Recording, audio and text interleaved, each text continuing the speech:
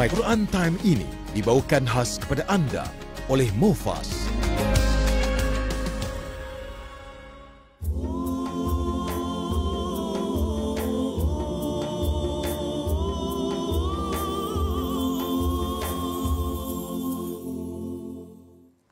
أعوذ بالله من الشيطان الرجيم بسم الله الرحمن الرحيم الحمد لله رب العالمين الرحمن الرحيم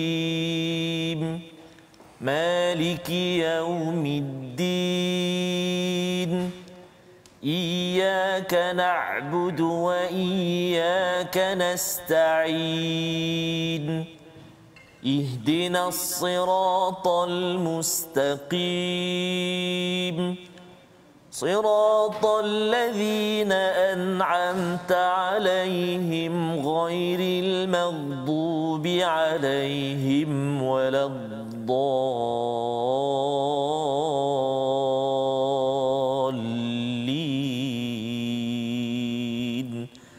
آمين.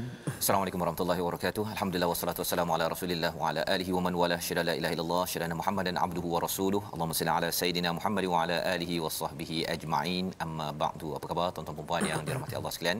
Kita bertemu dalam My Quran Time baca faham amal pada hari ini dalam sesi ulang kaji kita pada halaman 175 hingga 179. Kita sudah pun melewati kepada halaman ini pada hari Isnin hingga hari Jumaat, dan pada hari ini kita bertuah kerana kita bersama dengan tetamu undangan untuk kita mengulang kaji 5 halaman ini. Saya mengalu-alukan kehadiran Al-Fadhil Ustaz Dr. Izhar Arif. Selamat datang Doktor. Alhamdulillah. Terima kasih ya. Terima kasih. Alhamdulillah. Ini kali pertama Doktor di sini ya. Pertama kali. Harapnya bukan kali terakhir Doktor. InsyaAllah. InsyaAllah. Ya, masya-Allah. Dan juga bersama dengan Ustaz Tarmizi Abdul Rahman. Apa khabar Ustaz? Alhamdulillah Ustaz. Alhamdulillah. Ceria ini Ustaz. Ceria hari ini. Ya. Ada Ustaz Dr. Izhar. Subhanallah. Sama ni tengok ceramah sana, ceramah Betul. sini dekat depan TV kan. Betul, Ustaz. Sekarang ni kita sama-sama Betul. depan kamera. Subhanallah. Depan kamera Alhamdulillah. bersama dengan tuan-tuan yang berada di rumah.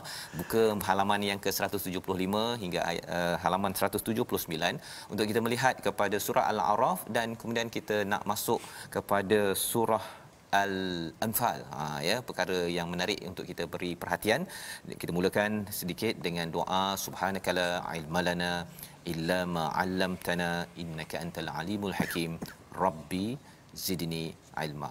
Jadi sama-sama kita mulakan dengan kita melihat kepada halaman 175 ini yang kita nak baca dahulu salah satunya daripada ayat 193 yang kita inginkan pencerahan lebih lanjut daripada Ustaz Dr. Izhar bagaimana sebenarnya memahami ya ayat ini dan juga sedikit kandungan daripada halaman 175 ini. Kita baca dahulu dipimpin oleh Ustaz Tarmizi Abdul Rahman. Baik, bismillahirrahmanirrahim. Assalamualaikum warahmatullahi wabarakatuh. Tuan-tuan dan puan-puan, apa khabar semuanya? Terima kasih Fadil Ustaz Fazrul, tetamu kita Fadil Profesor Madya Datuk Izhar. Masih tu sudi berkunjung ke Teratak. Alhamdulillah. My Quran Time. Alhamdulillah. Bukan yang terakhir insya-Allah. Ya, bukan. Amin. Insya-Allah. Insya-Allah. Kita di halaman maaf saya. 100 berapa tadi? 75. Muka surat 175 tuan-tuan dan puan-puan, kita nak melihat ayat 193. Kita nak mula hari ini surah Al-A'raf halaman 175 ayat 193. Mari kita sama-sama baca insya-Allah. A'udzubillahi minasyaitonir rajim. Wa in tad'uhum ila al-huda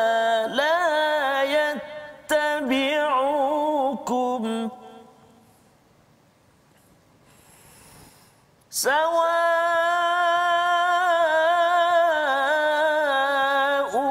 عليكم أدعوتموهم أم أنتم صامتون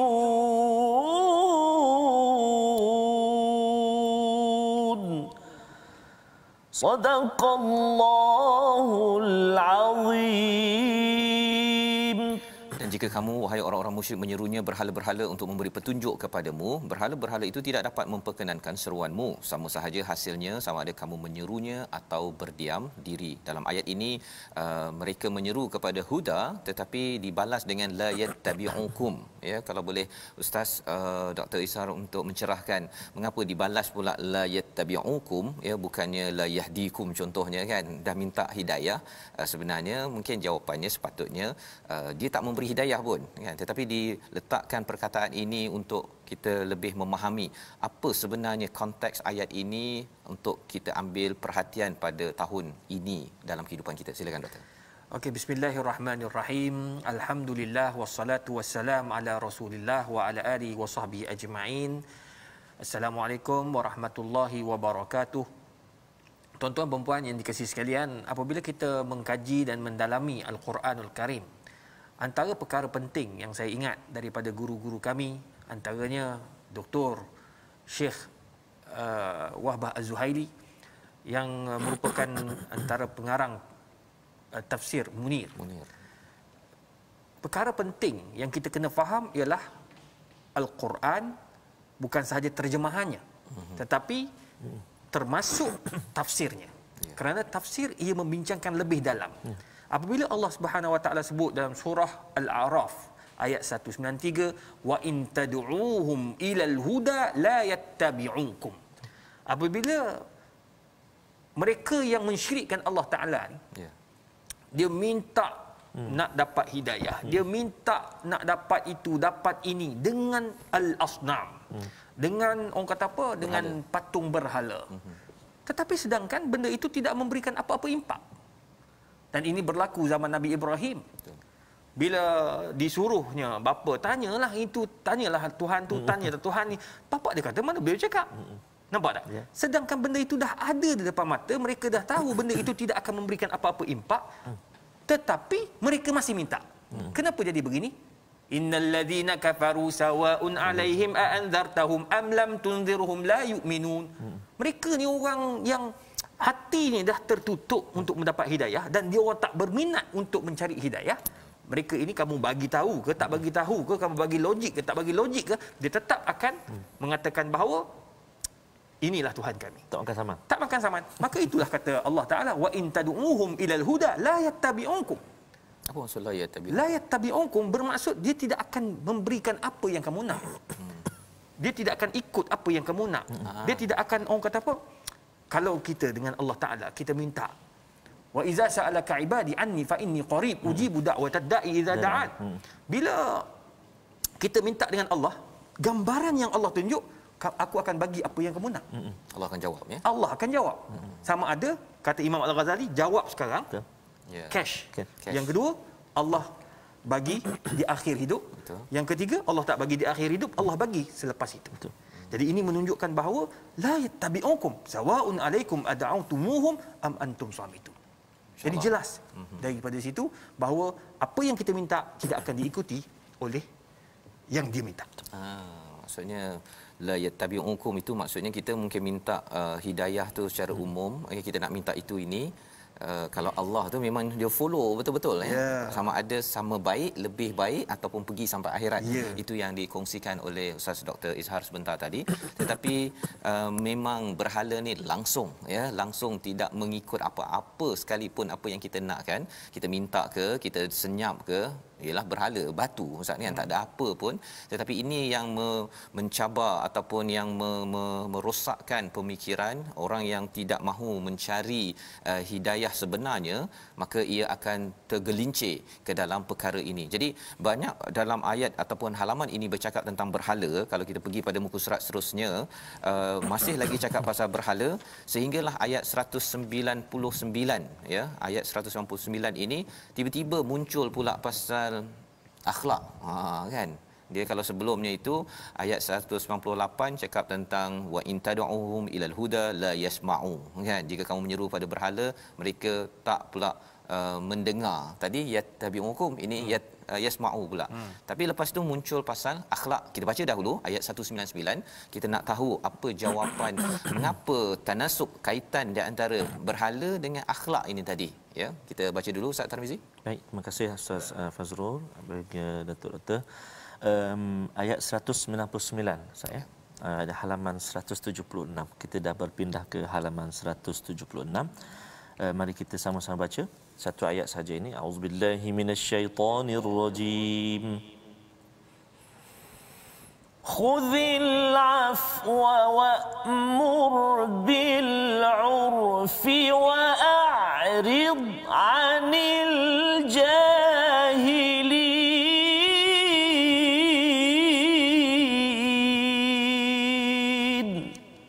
Sadaqallahul azim. Jadilah pemaaf dan suruhlah orang mengerjakan yang makruf serta jangan mempedulikan orang-orang yang bodoh. Saya nak terus jelas serahkan pada Ustaz Dr. Izhar. Tadi banyak kali ya, satu page tadi tu kira pasal berhala-berhala je lah kan. Tiba-tiba muncul pula akhlak mulia ni. Apa ceritanya? Silakan. Saya tertarik bila Ustaz sebut berkaitan ayat sebelum ini, Allah sebut la yattabi'ukum. Kemudian ayat yang 198 la yasma'u. Kemudian di bawah tu ayat 199 tentang akhlak. Saya cuba nak masuk sikit Ustaz. Alang-alang kita dah masuk bab tafsir ya. Saya suka kaitkan. Dipanggil tafsirul ayah bil ayah. Ayat sebelum dia kata la yattabi'uk. Kau minta apa pun, dia tak ambil pun apa yang kau minta, dia tak dengar dan dia tidak tidak layan pun. Kemudian ayat yang 198 Allah kata wa in tad'uhum ilal huda la yasma'u. Ya? Wa tarahum yanzuruna ilaika wa hum la yubsirun. Ayat sebelum ni, sebelum masuk ke ayat yang akhlak tu, mereka yang menyembah selain Allah Taala ni, peliknya mereka ini, dia tahu bahawa makhluk tu ataupun patung itu tidak akan ikut apa yang dia minta. Yang kedua, tidak akan mendengar apa yang kau pohon. Yang ketiga, yang zuru, nampak patung itu tengok kamu. Wahum la yubsirun. Beza tu. Kata Syekh Mutawalli Sya'rawi, istilah tu, an-nazar bila basirah. Melihat tetapi tidak ada penghayatan. Contoh kita tengok orang susah musim Covid. Betul. Kita tengok orang susah, masya-Allah. Kesiannya, menangis air mata kita. Keluar air mata. Betul. Kita melihat bil basirah. Betul. Dengan apa? Dengan penghayatan jiwa. Tengok. Jadi patung tidak memberikan apa-apa impak, tetapi mereka masih juga nak menyembah, masih juga mencari jalan yang tidak betul. Maka macam mana kita nak dakwah mereka? Bukan dengan cara yang menghina. Bukan cara yang yang tidak diajar oleh Nabi kita Muhammad sallallahu alaihi wasallam. Yang Nabi diajar, laqad kana lakum fi Rasulillah uswatun hasanah. Kita diminta untuk berdakwah dengan cara yang baik, akhlak yang baik seperti mana yang Nabi tunjuk. Maka Allah pun bagi tahu dalam ayat 199, khuzil afwa wa'mur bil 'urfi wa'rid 'anil jahilin. Kita kena ajar mereka, didik mereka, bagikan kemaafan, fahami keadaan mereka dan kita cuba berdakwah dengan cara yang betul. Dan apabila mereka degil, mereka tak nak ikut, wa'rid 'anil jahilin. Tinggalkan kalau katakan mereka tu degil dan tidak mahu mengikut hidayah. Tetapi kita sebagai insan, sebagai pendakwah, sebagai umat yang mukallaf dipanggil, yang bertanggungjawab dengan Allah Ta'ala, kita akan terus berdakwah dan berdakwah yang mana Nabi Muhammad tidak pernah berputus asa dalam dakwahnya. Wallahu a'lam. Ustaz, bila cakap tadi tentang kita maafkan, kita cakap dengan baik kan, tapi ada satu lagi kisah yang ini mungkin dekat bukan di surah Al-A'raf, kisah Nabi Ibrahim. Ini digunakan oleh beberapa orang, kata Nabi Ibrahim tu dia ambil kapak tu kan, dia pergi balun tu kan. Jadi sebenarnya saya ni nak ikut Nabi Ibrahim juga kan. Walau saya beriman pada Nabi Muhammad, saya beriman pada Nabi Ibrahim, jadi saya nak ambil dua-dua. Yang maaf saya maafkan, yang kapak saya kapak juga kan. Betul ke tak betul, atau macam mana memahami kisah Nabi Ibrahim itu sebenarnya? Silakan. Kita kena faham isu sejarah Nabi Ibrahim alaihissalam. Yang mana Nabi Ibrahim tidak menggunakan kapak itu sehinggalah Nabi Ibrahim sebelum itu berdialog, bercakap, menunjukkan contoh-contoh di hadapan bapanya Azar. Jadi ini menunjukkan bahawa Nabi Ibrahim menggunakan kaedah dakwah terlebih dahulu. Proses sudah ada. Dan yang kedua, kita kena faham, Nabi Ibrahim dengan Nabi Muhammad SAW mempunyai perbezaan watak dakwah yang berbeza. Dan keadaan Nabi Ibrahim suasananya lebih kritikal ketika itu, dan mereka ini amat sukar menerima apa yang dibawa oleh Nabi Ibrahim. Manakala Nabi Muhammad SAW, Nabi Muhammad ni khatamun nabi. Jadi kita ni tak boleh lari dah. Kita kena ikut cara Nabi, dan Nabi Muhammad ni berhadapan dengan umat yang lebih kurang zaman Nabi Ibrahim. Tetapi Nabi Muhammad diberikan satu kemuliaan yang lebih besar, yang mana Nabi tidak pernah putus asa. Mereka sembah dekat Kaabah saja ada 360 berhala. Nabi SAW tetap sabar dan terus berdakwah sehingga hari ini tidak ada seorang pun orang bukan Islam berada dalam Kaabah. Di dalam Makkahul Mukarramah, di Taif. Tidak ada seorang pun masa itu, masa Nabi berdakwah, yang masuk Islam, kecuali siapa nama? Yang Nasrani itu. Ya, yang dia masuk Islam. Akhdas. Ya. Jadi itu salah satu daripada contoh Nabi tak pernah nak menghina dan memburukkan kaum Taif. Tetapi doa Nabi itu yang penting. Akhirnya hari ini tidak ada seorang pun orang bukan Islam yang berada di dalam Taif. Jadi ini menunjukkan bahawa akhlak Nabi yang cukup disanjungi, yang kita tidak boleh nak gunakan kekerasan. Nabi Muhammad SAW berpegang dengan apa yang Allah Subhanahu Wa Taala sebut dalam Al-Quran, la ikraha fid din qad tabayyana ar-rusydu minal ghayy. Orang kata apa? Kita tidak ada paksaan dalam agama. Orang bukan Islam ni kita kena tunjukkan pertama budi bicara yang bijaksana. Macam Nabi SAW. Itu dia panggil dakwah bil hal. Yang kedua, berikan bukti-bukti yang kukuh. Bukti-bukti yang boleh menyebabkan mereka ini terima hebatnya Islam. Yang ketiga, tuan-tuan dan puan, dalam kita berdakwah, Nabi SAW menggunakan teknik-teknik ataupun metod dakwah yang pelbagai. Itulah hebatnya Nabi SAW dengan menggunakan akhlak yang mulia. Sebagai contoh, hari ini kita ustaz-ustaz sentiasa kena bermuhasabah diri. Jangan kita ni kata, oh kita ustaz kita yang terbaik. Tak boleh. Hari ini orang rakam kita punya ceramah. Dulu nak tengok kita kat TV ni, kena masuk TV. Kena masuk TV. Tak. Sekarang tak payah. Kat masjid pun dah masuk dekat TV dah. Buka YouTube dekat TV. Masuk TV. Dan orang boleh rakam, orang boleh ulang balik rakaman ceramah kita 10 tahun yang lepas. Kadang-kadang ayat yang kita guna kasar, keras, kita menghina, memburukkan. Kadang-kadang apa yang kita cakap makan diri balik. Itu sebab Nabi tak pernah mengutuk dan menghina Abu Sufyan. Nabi tak pernah menghina, mengutuk Hindun radhiyallahu anhuma. Tengok, radhiyallahu anhuma. Yang diorang ni masa perang Uhud sangat dahsyat. Benci kepada Nabi Muhammad SAW. Tetapi hebatnya Nabi terus berdakwah dan akhirnya mereka berdua itu menjadi sahabat radhiyallahu anhuma. Hebat. Itulah akhlak Nabi SAW. Dan akhlak itulah yang dirakam pada ayat 199 tadi ya, Doktor ya, bila cakap tentang khuzil af wa'mur bil urf wa'rid 'anil jahilin.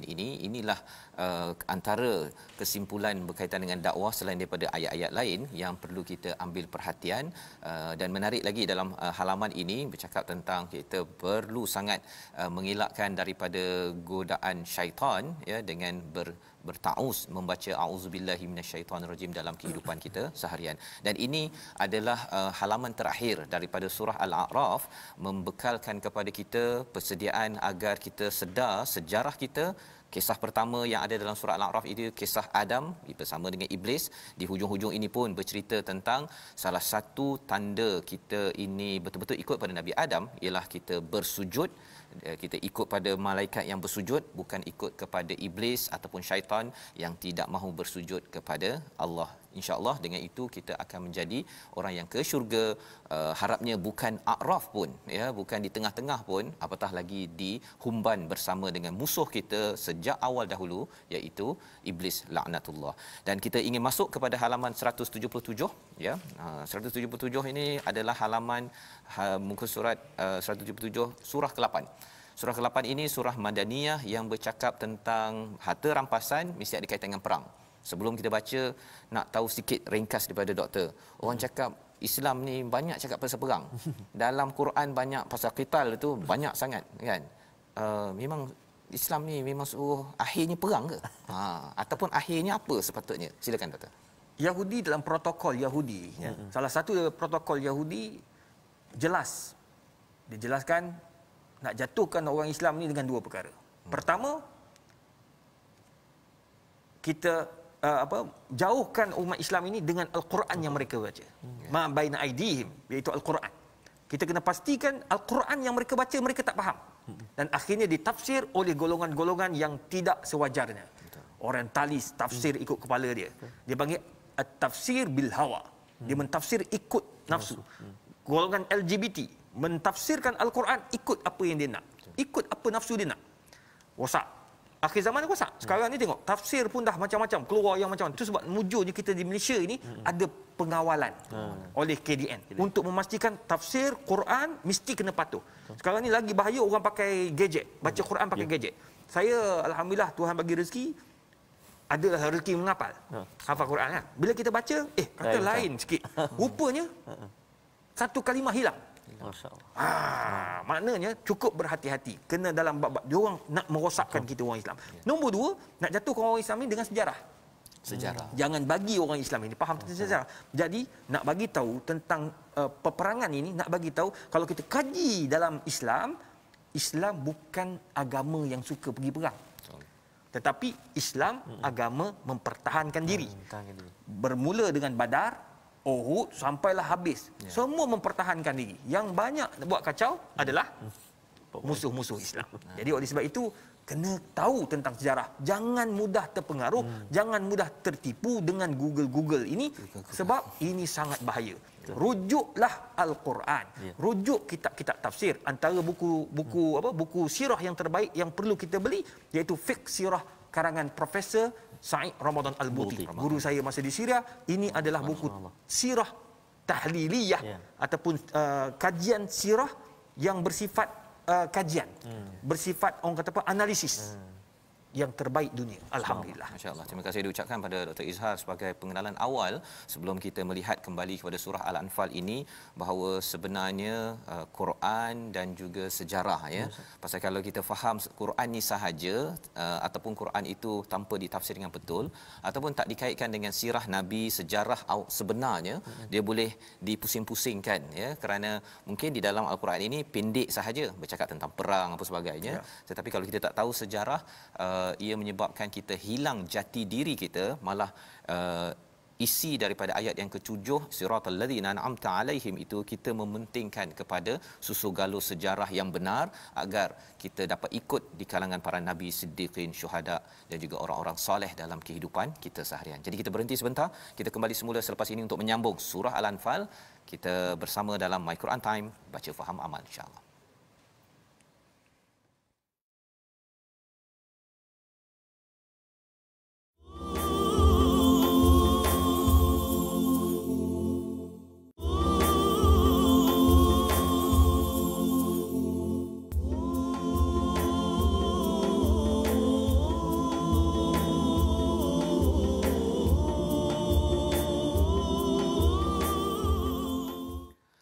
Kembali kita dalam My Quran Time, baca faham amal. Pada hari ini kita bertuah kerana bersama dengan Al-Fadhil Ustaz Dr. Izhar Arif untuk kita melihat mengulang kaji kepada halaman 175 hingga 179.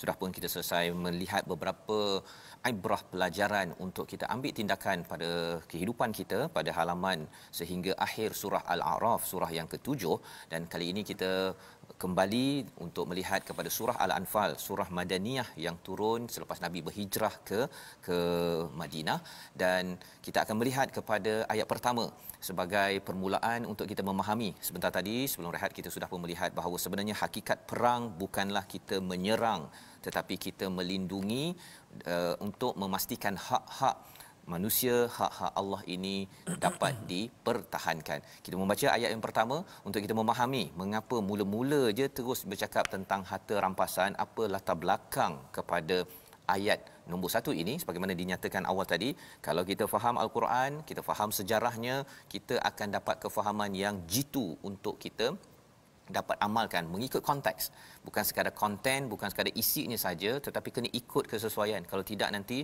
khawatir rasa suruh pergi baca ayat suruh pergi berperang, pergi ambil motor kan, terus pergi ke sempadan Thailand, tak lepas dekat custom sana, rupanya kata saya nak beramal dengan Quran, bukan itu caranya. Jadi sebelum kita melihat lebih jauh, kita baca ayat pertama surah Al-Anfal. Baik, terima kasih Fadil Ustaz Fazrul, Fadil Dr. Tuan-tuan dan puan-puan sahabat Al-Quran dikasihi Allah Subhanahu Wa Taala sekalian.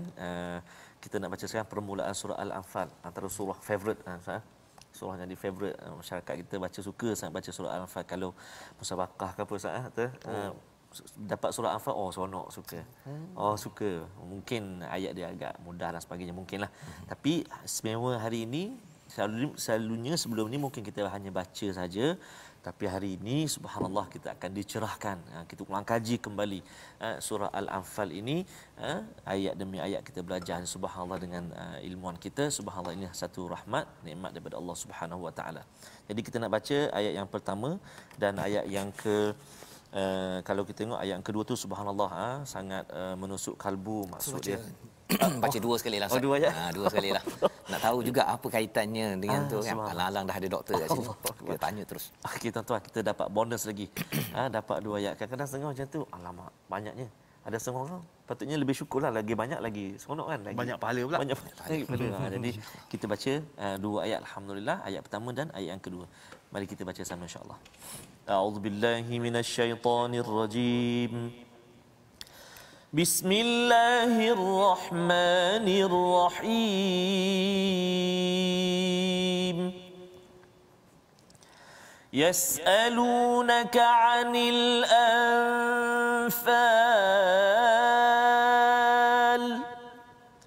قل الأنفال لله والرسول فاتقوا الله وأصلحوا ذات بينكم وأطيعوا الله ورسوله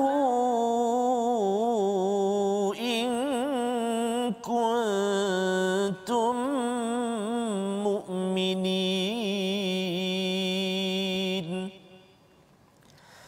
إنما المؤمنون الذين إذا ذكر الله وجلت قلوبهم إذا ذكر الله وجلت قلوبهم وإذا تليت عليهم آياته زادتهم إيمانا وإذا تليت عليهم آياته زادتهم إيمانا وعلى ربهم يتوكلون صدق الله العظيم. Surah Al-Azim.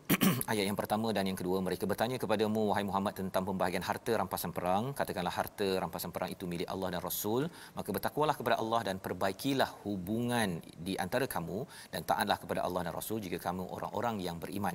Sesungguhnya orang yang beriman adalah mereka apabila disebut nama Allah gemetar hatinya dan apabila dibacakan ayat-ayatnya kepada mereka bertambah kuat imannya dan hanya kepada Tuhan mereka bertawakal. Jadi di dalam ayat ini bermula dengan Anfal menjadi kepada tajuk ataupun nama surah ini. Terus kita nak pergi kepada Dr. Izhar bertanya, nak mencerahkan tentang mereka bertanya tentang Anfal, ya, apa sejarah daripada ayat ini. Silakan Dr. Okey, bismillahirrahmanirrahim. Surah Al-Anfal. Bila sebut Al-Anfal iaitu harta rampasan perang. Ada orang kata Islam ini terlalu kejar dunia. Sebab dia kata bila baca surah perang Allah mulakan dengan harta rampasan. Sebenarnya terdapat hikmah, falsafah di sebalik surah ini. Dr. Wahbah Az-Zuhaili dijelaskan kenapa Allah Ta'ala memulakan surah Anfal dengan harta. Kerana balik kepada hadis Nabi sallallahu alaihi wasallam, innamal a'malu binniyat. Setiap amalan itu balik pada niat. Kerana orang pergi perang ni ada dua jenis. Pertama, mengejar Allah Ta'ala, dan yang kedua, mengejar harta. Golongan yang mengejar harta ini, siapa dia? Fi qulubihim maradun fazadahumullahu marada. Dalam hati ada penyakit. Ini baca dalam surah Al-Baqarah, muka surat yang kedua. Surah Al-Baqarah cerita satu muka surat lebih berkaitan sifat orang munafik. Dia orang ni pergi perang, dia kejar harta rampasan. Ini yang berlaku pada perang-perang selepas Badar. Ya. Ada golongan munafik, dia pergi-pergi tengok, Allah mak tak jadi, ramai sangat, patah balik. Golongan ini adalah golongan munafik. Jadi Allah Ta'ala nak ajar kepada kita, dalam semua jihad, dalam semua peperangan, daripada awal lagi kita dah faham bahawa Islam agama Ar-Rahmah. Islam agama As-Salam. Islam agama berkasih sayang. Tapi bila sebut tentang peperangan, Allah mulakan dengan harta rampasan untuk memaklumkan qulil anfalu lillahi war rasul. Ingat, harta ni bukan itu utamanya. Harta yang kamu tengok itu adalah milik Allah dan Rasul. Bila sebut Allah dan Rasul, awak nak kejar apa lagi? Baik, kejar Allah dan Rasul. Harta tu nombor dua dah. Tak salah kita nak kejar harta. Kita nak jadi kaya di dunia. Sebab Nabi pun sebut, ad-dunya mazra'atul akhirah. Dunia untuk sampai akhirat. Saya belajar tinggi-tinggi. Saya tak nak gaji besar. Saya nak gaji besar. Saya kerja kat UKM. Saya naik pangkat. Daripada ustaz kepada doktor kepada profesor, begitulah seterusnya. Gaji naik tu. Adakah saya tidak ada ikhlas? Tak. Kita mengajar, kita mengkaji, kita berkongsi ilmu, ikhlas kerana Allah Ta'ala. Harta akan datang kemudian. Dunia akan datang kemudian. Apabila kamu fokus kepada Allah dan Rasul, fattaqullah wa aslihu dzata bainikum, kamu tak bergaduh antara satu sama lain dengan harta itu, kamu taat pada Allah dan Rasul, maka percayalah, harta akan datang kemudian. Setelah ikhlas berperang, mencari keredaan Allah, mencari jihad fi sabilillah. Hari ini jihad luas. Dr. Yusuf Al-Qardawi dalam Fiqhul Jihad menjelaskan bahawa hari ini peperangan bukan saja lagi dengan pedang ataupun senapang dan sebagainya, tetapi jihad ekonomi, jihad halal, jihad pendidikan, jihad politik. Dan ini merupakan jihad-jihad yang kita kena hadapi, dan kita kena letakkan Allah dan Rasul di hadapan. Itu sebabnya ayat yang kedua Allah sebut innamal mu'minuna allazina idza dzukirallah wajilat qulubuhum. Sebab orang munafik fi qulubihim marad. Manakala orang Islam, orang mukmin, hatinya akan terpaut, akan menangis apabila terdengar perkataan Allah dan Rasul. Bila Allah dan Rasul kuat, maka jihad mereka lain daripada yang lain. Dan inilah yang disebut oleh Dr. Said Ramadan Al-Bauti dalam buku Fiqh As-Sirah. Perbezaan peperangan perang Badar dengan perang Uhud. Perang Badar mereka tidak fikir kecuali Allah dan Rasul. InsyaAllah. Fokus. 300 boleh mengalahkan 1000. Manakala bila perang Uhud, bukan kalah, cuma ada sedikit kelonggaran, ketirisan, gitu. Jadi berlaku sedikit kesilapan sebab Allah nak ajar. Dia panggil satu pengajaran kepada orang Islam bahawa jangan terlalu fikirkan harta rampasan itu. Bila kamu lupa Allah, lupa Rasul, fikir harta rampasan, maka kita kalah dengan Khalid ibn Walid yang datang daripada belakang. Jadi akhirnya, tuan-tuan dan puan, jadi orang mukmin yang berpegang dengan Allah dan Rasul, berpegang dengan apa yang Allah akan bagi selepas ini, barulah kita akan menjadi orang yang berjaya dalam jihadnya, dalam peperangannya. Tak kira dalam peperangan apa, bagi saya, saya sebagai ahli akademik, peperangan ataupun jihad akademik itu salah satu daripada usaha saya. Kalau saya mati pun, saya akan meninggalkan buku-buku. Saya akan meninggalkan artikel-artikel jurnal. Saya akan meninggalkan dakwah yang kita sampaikan. Sekurang-kurangnya inilah yang akan datang di akhirat. Selain gaji yang Allah bagi kat dunia juga merupakan sebahagian daripada usaha kita, dan itu merupakan perkara juga yang amat penting untuk kita hidup di bumi. Wallahu a'lam. Terima kasih diucapkan pada Dr. Izhar, ya, melihat kepada permulaan, ya, rupanya Allah mulakan dengan Anfal ini untuk mula dulu dengan topik yang biasa orang suka, ya, tapi rupanya Allah nak twist kan, ya, bukan nak twist, maksudnya nak bawa kita kepada yang betulnya, iaitu sebenarnya tujuan dalam perjuangan adalah lillahi war rasul, ya. Kalau kejar-kejar pun akhirnya Allah Rasul itu punya juga kan. Dan di sini baiklah dikuatkan, ya, dikuatkan keimanan kita. Kalau katakan jihad akademik, dalam jihad ekonomi, tuan-tuan yang bertugas di tempat kerja buat bersungguh-sungguh kan, kerana Allah dan Rasul, baiki kepada hati kita, dan kemudian kita membaca ayat-ayat Allah, kerana itu kekuatan, dan kekuatan itu akan memberi kesan pada apa? Pegawai-pegawai HR yang kata nak buat training, nak pastikan ahlinya apa tak, istilahnya apa, klaim tidak amanah, klaim yang OT. tak betul tu, kan, ataupun beli cuti ke apa sebagainya tu. Apabila perkara ini dapat dibina, sebenarnya dia menghasilkan tentera-tentera yang sebenarnya fokus kepada jihad, yang kalau dalam surah dalam peristiwa Badar itu dapat kemenangan ustaz, ya. Tetapi kalau perang Uhud itu ada sesuatu yang Allah tegur kerana ada bercampur dengan perkara-perkara yang tersilap keutamaan dalam perjuangan ini. Jadi ini pelajaran daripada halaman 177, dan kita pergi kepada halaman 178. Terutama kita melihat kepada ayat yang ke-15, ya, ayat ke-15 ini seruan untuk berjihad, ya, untuk keluar pergi berperang. Kita baca dulu ayat 15, dan kita nak melihat sebenarnya ayat ini bila baca-baca, ya, pada bulan Ramadan, tiba-tiba bersemangat saya ni kan, tiba-tiba bersemangat kan. Badar pada bulan Ramadan, saya takkanlah duduk je depan Quran, saya nak ambil tindakan, tapi nak tahu apa syarat untuk mengambil tindakan respon kepada ayat 15. Kita baca dulu ayat 15. Terima kasih Ustaz. Dan tuan-tuan dan puan-puan, kita ayuh kita baca sekarang ayat 15, ya. Di halaman 178. A'udzubillahi minasyaitonir rajim. Ya ayyuhalladzina amanu idza laqitumul ladzina kafaru zahfa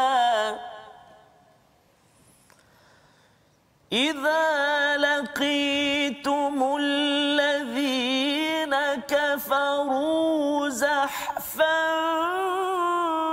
فلا تولوهم الأدبار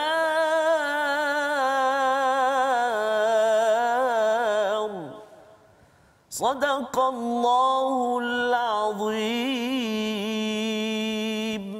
Wahai orang-orang yang beriman, apabila kamu bertemu dengan orang-orang kafir yang akan menyerangmu, maka janganlah kamu berpaling undur membelakangi mereka, iaitu cabut ataupun mundur. Dalam ayat ini, bila baca sekali lalu Ustaz, ya, bila tengok orang kafir yang akan menyerangmu, teringat ada orang yang kat luar-luar sana tu, dia mesti tak puas hati dengan kita ni.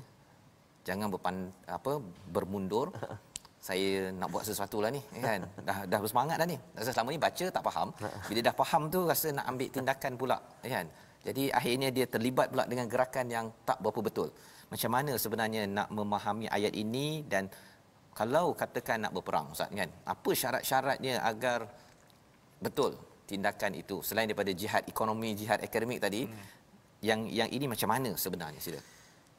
Tuan-tuan perempuan yang dikasihi sekalian, sekarang ni alhamdulillah lah Ustaz, sementara tadi duduk dengar Ustaz Tirmizi baca Ustaz, senang dah sekarang. Ya, terjemahan, ada tafsir.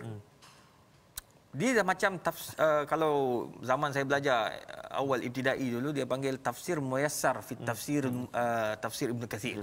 Dia tebal, dalam tu tepi ni semua ada terjemahan bahasa Arab, tapi bahasa Arab. Saya ingat dulu kami nak faham Quran tu, tafsirul Quran bil lughatil arabiyyah. Sekarang bahasa Melayu pun dah cantik lah terjemahan tafsirnya. Allahu Rabbi, bagus tuan-tuan dan puan, penting kita belajar. Terima kasihlah TV Hijrah dan juga dua hos yang hebat ini. Saya balik kepada ya ayyuhallazina amanu idza laqitumul ladzina kafaru zahfan fala tuwalluhumul adbar. Dalam bab kita nak berperang ni, benar kita diajar oleh Nabi pantang mundur. Ya? Jangan mundur. Apa berlaku dalam perang Uhud? Bila kita berperang, Nabi tak pernah beruntur. Walaupun Nabi dah luka sana, luka sini. Ada para sahabat luka belakang dan ada yang meninggal dunia. Tapi tuan-tuan dan puan, Nabi tak beruntur. Nabi tetap dengan plan. Plan A, gagal plan A, plan B, plan B, plan C. Tak surrender lah. Dan itu yang berlaku dalam perang Uhud. Kalau kita kaji betul-betul. Menariknya, akhirnya membawa kepada kemenangan. Cuma, bila sebut tentang syarat-syarat jihad, kita kena balik kepada ayat Quran juga. Ya ayyuhallazina amanu atiiullaha wa atiiur rasul wa ulil amri minkum fa in tanaza'tum fil amri fi syai'in farudduhu ila Allahi war rasul. Maknanya balik kepada Allah dan Rasul. Dalam kita nak berperang ni, kita balik cara yang diajar oleh Allah dan Rasul, kemudian jangan lupa balik kepada para pemimpin yang juga balik kepada Allah dan Rasul. Kita nak berperang, kita kena ikut undang-undang yang ada dekat negara kita ni, Malaysia. Itu sebabnya kita tidak boleh nak berdakwah, kita tak boleh nak berperang, kita tak boleh nak berjihad kecuali ikut undang-undang. Apa yang telah dibenarkan oleh undang-undang. Saya teringat masa saya balik daripada Syria tahun akhir, saya sempat bertemu dengan guru saya, Syekh Dr. Said Ramadan Al-Buti dekat Masjid Jami' Al-Buti dekat atas bukit kat Rukunuddin. Orang yang pergi Syria tahulah, duduk kat atas tu kan. Bila saya pergi, saya salam dengan dia. Salam memang tak boleh cium tangan. Dia memang tak bagi orang cium tangan dia. Jadi ada kawan saya seorang daripada Singapura, orang mak bapak dia bergambar dengan Syekh. Saya pula nak bergambar dengan Syekh, dia tak bagi. Lah, untuk apa kau nak bergambar dengan aku? Litizkar, untuk mengingati. Lah, dia kata, tak ada. Kau beli buku aku, kau baca buku aku, itulah yang kamu akan ingat. Sebab saya tak ada gambar dengan arwah. Yang nombor dua, saya kata, apa pendapat Syekh tentang jihad? Perlukah saya ini pergi ke Palestin dan sebagainya? La. Jihaduka ya Muhammad. Dia panggil saya Muhammad. Jihaduka ya Muhammad fi Malaysia, fi baladik. Negara kamu, tempat kamu berjihad. Kamu tak payah sibuk pergi negara-negara orang lain. Orang Palestin berjihad di negara Palestin. Syria di Syria. Kamu Izhar di negara kamu. Pastikan jihad itu dikembang dengan baik.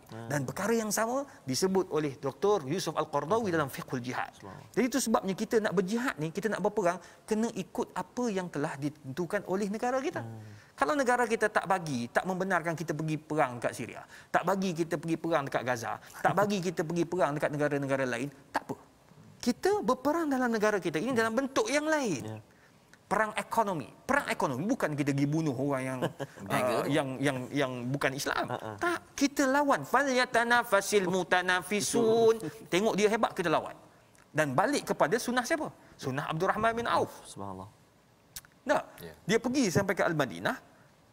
Abdul Rahman bin Auf, dia lawan Yahudi punya bisnes sehingga Yahudi kalah dengan Abdul Rahman bin Auf. Itu kehebatannya, itu jihad yang sebenar. Jadi bila kita nak berjihad, jangan mudah-mudah ikut militan, ikut ISIS. Itu semua menyebabkan kita rugi. Ustaz Tirmizi, ustaz yang alim dalam bidang masing-masing, kalau pergi ke tempat-tempat yang tidak sepatutnya, kena tangkap, tidak rugi ilmu tu. Elok-elok sedap suara boleh masuk TV Hijrah. Apa ni? Baca dalam penjara je. Kena 20 tahun dah rugi dah ilmu Ustaz Tirmizi tu. Kan? Jadi akhirnya tak ke mana. Baiklah kita gunakan apa yang ada untuk kita sebarkan jihad dekat negara kita dengan cara yang betul yang Allah pun dah bagi tahu. Idza laqitumul ladina kafaru zahfan fala tuwalluhumul adbar. Cuma jangan kita patah balik. Cuma dalam hari ni, konteks kita hari ni, jangan putus asa. Jangan putus asa dengan apa yang berlaku. Teruskan berdakwah, teruskan jihad fisabilillah, menegakkan agama Allah Azza wa Jalla. Insya-Allah kita tidak akan kalah jika ada semangat yang kuat. Wallahu a'lam. Terima kasih ucapkan pada Ustaz Izhar ya, daripada ayat sebentar tadi, jangan berputus asa, satu poin, dan yang paling awalnya ialah ikut undang-undang ya, pasal dah namanya ya ayyuhallazina amanu.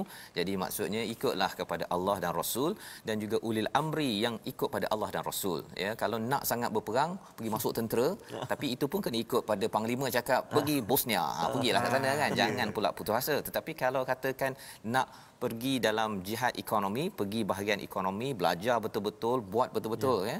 Dan jangan putus asa kalau dah masuk satu lapangan itu. Ini kadang-kadang masuk tentera ni nak berperang, tak best lah kan. Tukar pergi akademik pun putus asa juga, pergi kerja lain putus asa juga. Jadi rupa-rupanya bab kerja pun dah putus asa, ini nak pergi berperang pula kan.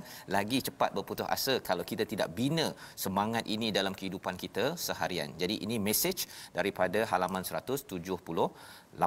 Dan kita berada di penghujung ya, berada di penghujung. Sebenarnya kita ada satu lagi pada halaman 179 di mana ada cerita pasal mendengar ni ya.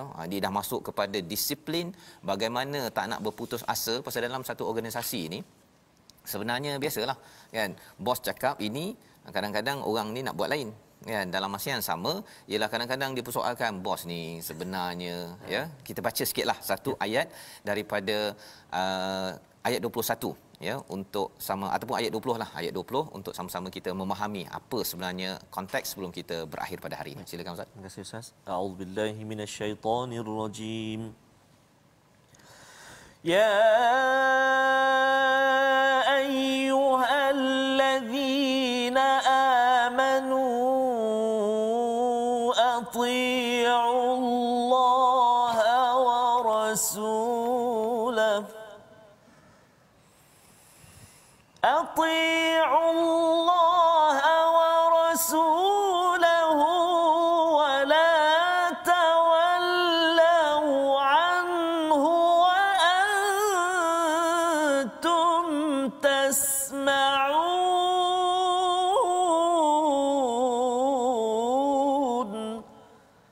صدق الله العظيم.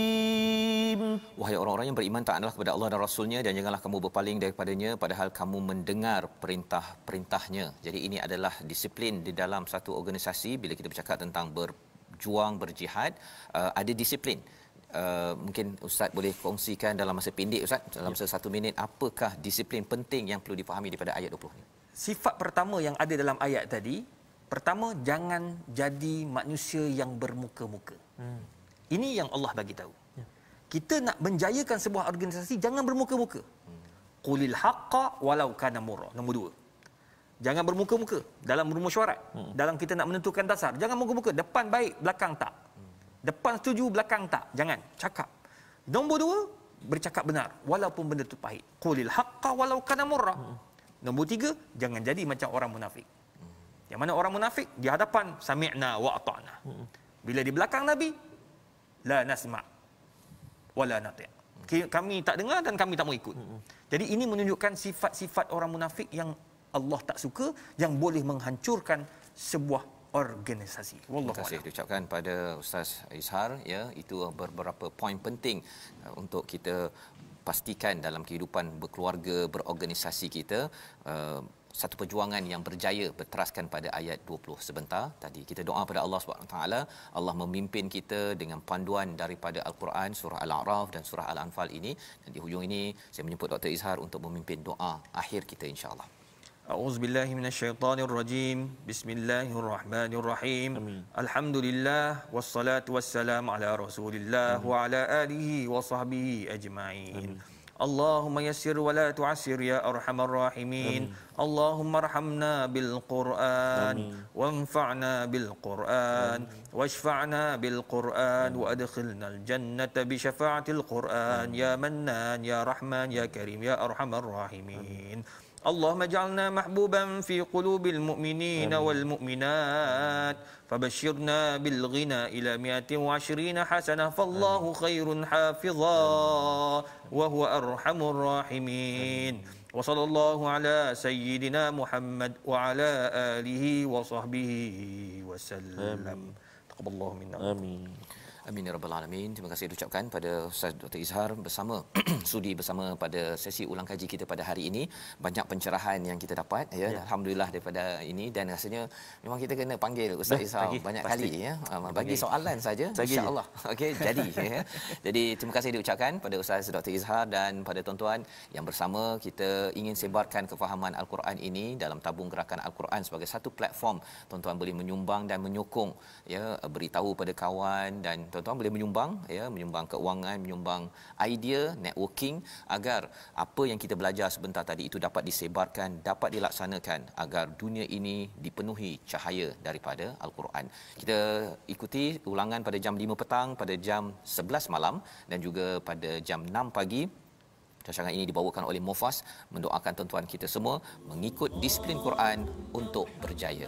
My Quran Time, baca faham amal insya-Allah. واجعله لنا إماما وهدى ورحمة اللهم ذكرنا منه ما نسينا وعلمنا منه ما جهلنا وارزقنا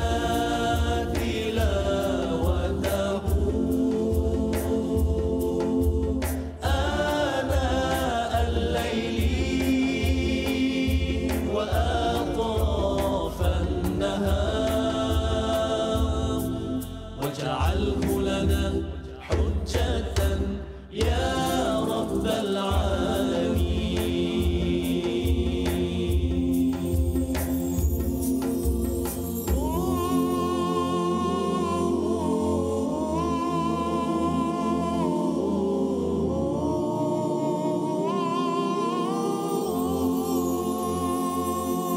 رحمتك dengan Quran jadikan ia imam kami, petunjuk dan rahmat. Allah ingatkan kami apa yang terlupa, ajar kami yang tak diketahui, kurniakan kami. My Quran Time itu tadi dibawakan khas kepada anda oleh Mufas.